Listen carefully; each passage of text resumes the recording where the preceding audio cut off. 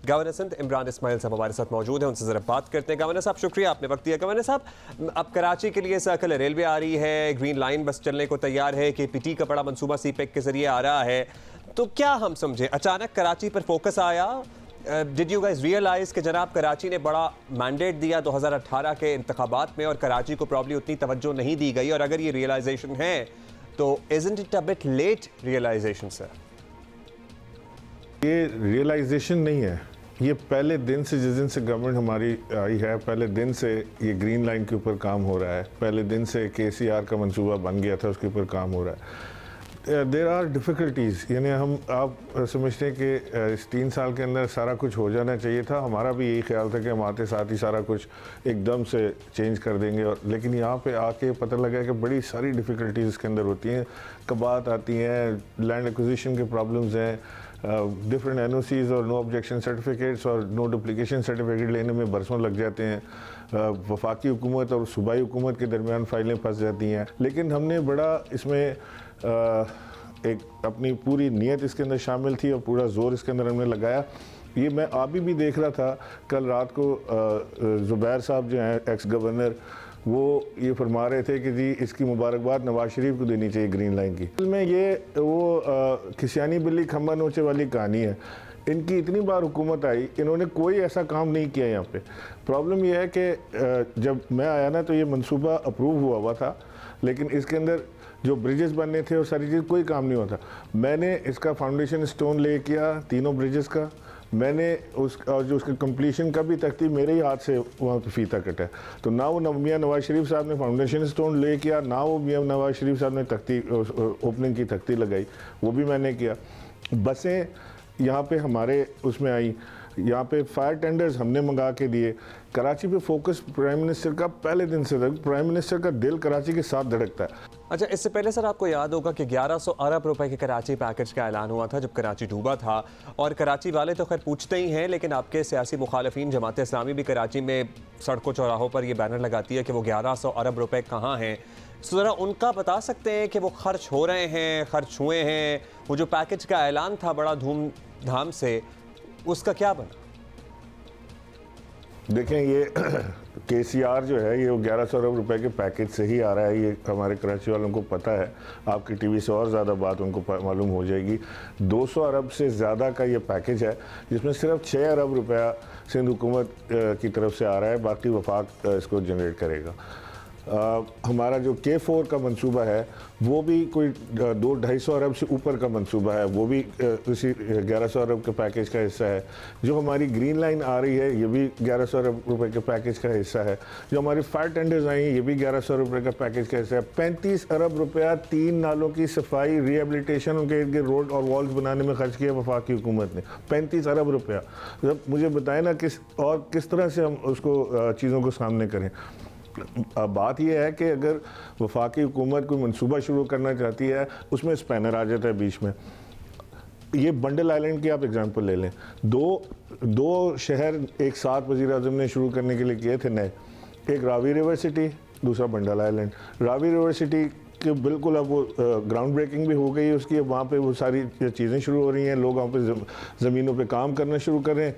इधर bundle island अभी तक ऑफ टेक ही नहीं हो सका। अच्छा गवर्नर साहब, आपने अभी भी ज़रा इजहार कर दिया, और इससे पहले भी हमने देखा है कि वफाकी हुकूमत का क्लेम रहा है कि हम कुछ करना चाहते हैं, पीपल्स पार्टी वाले होने नहीं देते, और उसकी वजह से डिलेज होते हैं काम में। अब जो नए मंसूबे हैं जिनके बड़े ऐलानात किए जा रहे हैं, इसके लिए कोऑर्डिनेशन आपकी हो गई है? इसके लिए पीपल्स पार्टी या सिंध गवर्नमेंट जो है वो ऑन बोर्ड है कि जनाब अब सारा पेपर वर्क, प्लानिंग कंप्लीट है, अब कोई बीच में रोड़े नहीं अटकाएगा?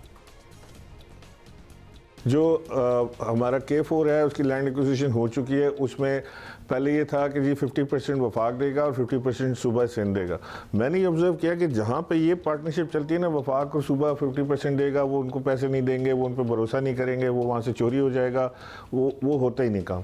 फिर हमने एक फार्मूला डिवाइस किया कि हम अपना काम बांट लेते हैं।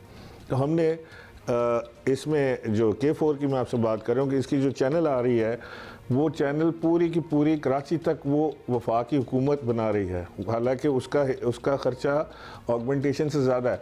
वो जो ऑगमेंटेशन है वो सिंध हुकूमत ने करनी है। शहर उसके वहाँ से चैनल से पानी जो है कराची के अंदर सप्लाई करना वो सिंध हुकूमत का काम है, क्योंकि वो वफाक कर नहीं सकती। इसी तरह KCR में भी जो मेजर काम है वो वफाकी हुकूमत के ज़िम्मे है, जो मैंने आपको बताया कि तकरीबन 200 अरब रुपए से एक्सीड करेगा, और सिंध हुकूमत का हिस्सा 6 अरब रुपए का है, जो उनके अपने काम है वो खुद कर रहे हैं। सो ये एक अच्छा पार्टनरशिप का एक वो तरीक़ेकार निकल आया ग्रीन लाइन बसेस का, क्योंकि वफाक ने उनके साथ एग्रीमेंट ये किया है कि बनाएंगे हम रोलिंग स्टॉक्स, यानी बसें हम लाएंगे, ITS सिस्टम हम इसके अंदर लगाएंगे, इसको इंटेग्रेट करेंगे। उनकी जब orange line, red line, yellow line सारी आ जाएंगी तो उनको इंटेग्रेट करेंगे।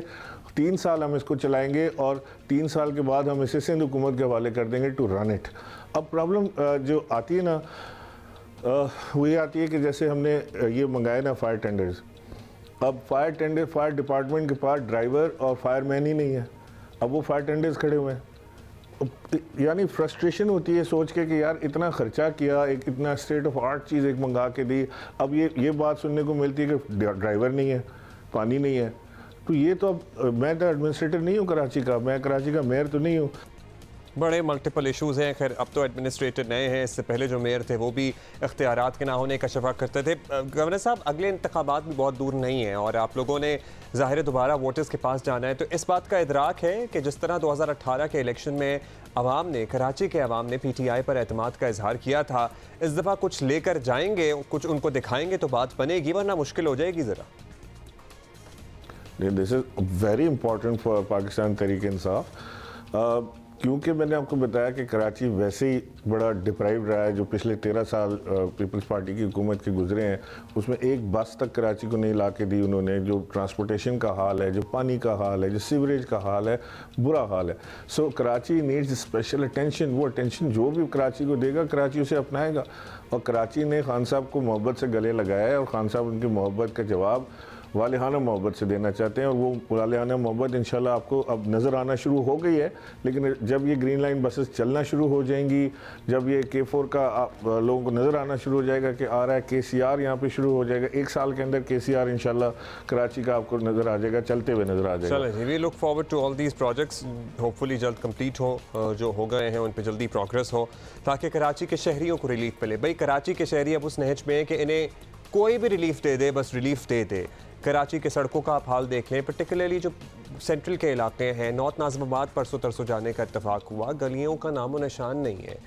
पॉश तरीन इलाका होता था एक ज़माने में, इतने बड़े बड़े घर हैं वहाँ पे, और आगे आप हालत देखें सड़कों की, गलियों की, पानी के निज़ाम की। बारिश होती है हल्की सी, पूरा शहर ऐसा लगता है आधा डूब गया है। सो ये मसाइल अपनी जगह मौजूद हैं और बहुत सालों का बिगाड़ है, एक्चुअली बहुत सालों का बिगाड़ है। इससे पहले जब कराची में बारिश होती है, मसलों पे डिस्कस करते हैं ना, तो कराची में एक्चुअली जो बरसाती नाले हैं वो सारे सीवेज के पानी के लिए अब इस्तेमाल होते हैं।